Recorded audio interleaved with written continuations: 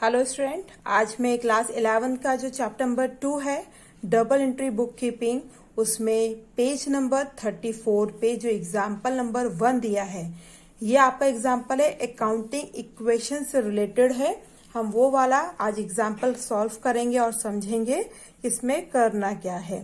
तो आपका जो पेज नंबर 34 पे जो क्वेश्चन दिया है, show the accounting equation for the following transaction. मैंने सिंपल इसका जो फॉर्मेट बनता है वो बना लिया है।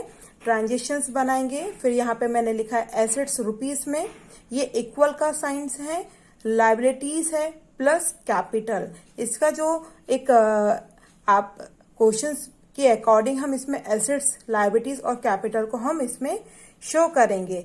ये एक इक्वेशन है और इक्वेशन नॉर्मल होती है कि इसमें जो दिया हुआ है सिंपल है कि assets equal to liabilities plus capital. बहुत सिंपल वे है। तो चलिए हम इसका पहला क्वेश्चन देखें। पहला दिया हुआ है, Rohit Sharma started business with cash ₹50,000।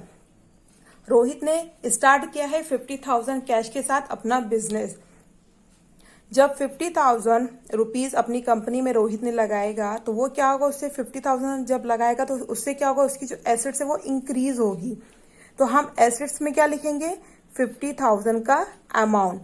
और ऐसे ही सेम यदि हमारी एसेट इंक्रीज हो रही है तो हमारी कंपनी की कैपिटल भी इंक्रीज हो रही है। जो जनरल एंट्री नॉर्मली बनती है वो क्या बनती है, cash account debit to capital account, cash account debit to capital account. तो हमारा कैश ऑलवेज क्या होता है, डेबिट होता है, और कैपिटल हमारा ऑलवेज क्रेडिट होता है। ठीक है, तो यहाँ पे क्या है, जब हमारी एसेट 50,000 से इंक्रीज हो रही है तो वही अमाउंट हमारा कैपिटल भी तो आएगा। तो यहाँ पे हम कैपिटल में भी 50,000 से शो करेंगे।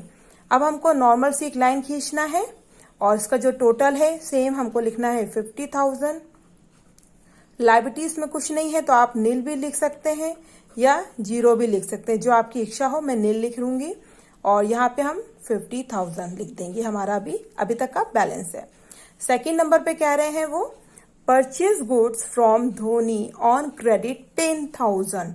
यहाँ पे क्या हुआ है, परचेज गुड्स फ्रॉम धोनी, किससे लिया है, धोनी से लिया है। 10,000 के गुड्स परचेज किए हैं और किस फॉर्म में किए हैं, क्रेडिट पे किया है। तो हम यदि कुछ सामान परचेज करते हैं तो हमारे पास क्या आते हैं, गुड्स आ रहे हैं, है ना। तो हमारे पास क्या आ रहे हैं, 10,000 के गुड्स आ रहे हैं। तो हम यहाँ लिखेंगे 10,000। हमारी एसेट्स क्या हो रही, इंक्रीज हो रही है। जब आपके पास कुछ गुड्स आपके पास आएंगे आपके बिजनेस में तो आपकी एसेट्स इंक्रीज होगी। तो यहाँ पे मैंने इसलिए प्लस का साइन लगाया है।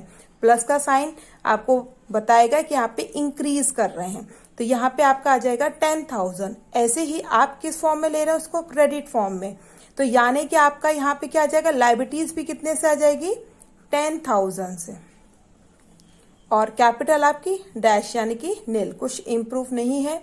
टोटल हमें यहाँ पे हम टोटल करके इसका लिख देंगे, 50 प्लस 10 60,000। यहाँ पे आ जाएगा 10,000 और यहाँ पे आ जाएगा आपका 50,000। ठीक है। थर्ड बोल रहे हैं आपका, sold goods to Virat on credit 20,000। आपने सोल्ड गुड्स किए हैं विराट को ऑन क्रेडिट बेस पे। आपने यदि कुछ गुड्स सोल्ड किए हैं तो आपके पास से क्या जाएगा, गुड्स जा रहे हैं। तो सबसे पहले आपकी एसेट्स में से कितने कम हो जाएंगे, 20,000 के गुड्स आपके पास से कम हो जाएंगे। ठीक है,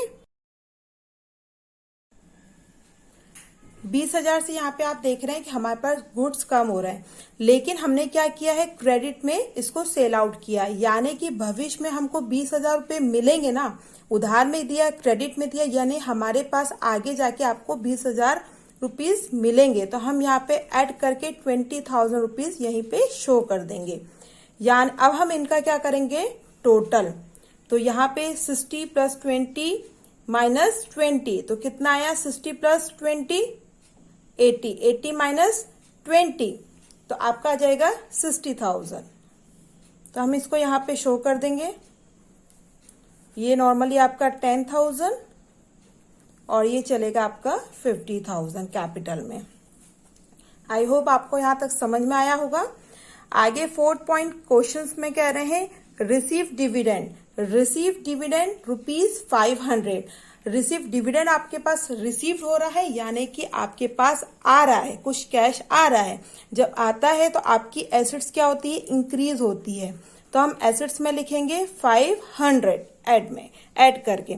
तो यहाँ पे हमारा टोटल क्या हो जाएगा, 60,500। लायबिलिटीज क्या हो जाएगी आपकी, नील।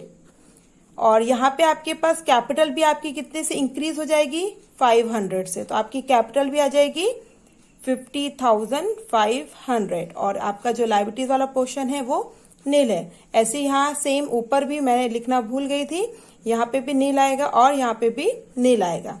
अभी आपकी एसेट चल रही है 60,500, इधर नील, लायबिलिटीज नील है आपकी, है ना। और सॉरी, यहाँ नील नहीं है, यहाँ पे आ जाएगा आपका 10,000, यहाँ पे नील था। यहाँ पे आपकी लायबिलिटीज कितनी चल रही है, 10,000 से, और आपकी जो कैपिटल चल रही है वो 50,500 से चल रही है।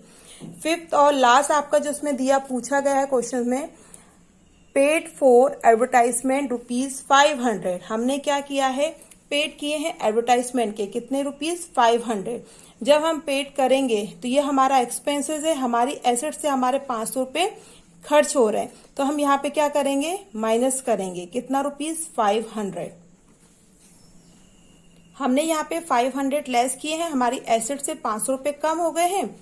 लायबिलिटीज हमारी नील है और हमारी कैपिटल में से भी क्या होगा, 500 रुपीज कम हो जाएंगे।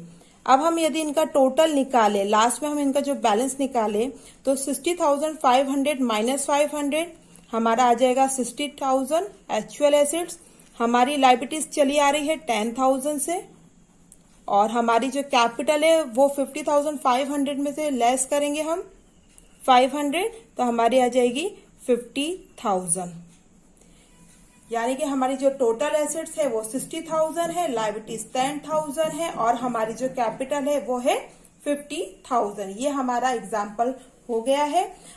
मैं आशा करती हूँ आपको ये समझ में आया होगा। इससे रिलेटेड यदि कोई क्वेश्चंस हैं तो आप कमेंट सेक्शन में कमेंट्स करके पूछ सकते हैं। ऐसे में सारे प्रैक्टिकल क्वेश्चंस के वीडियो आपके साथ आगे लेके आऊंगी। और आपको ये वीडियो अच्छा लगे तो मेरे चैनल को लाइक कीजिए, शेयर कीजिए और सब्सक्राइब कीजिए। Thank you so much.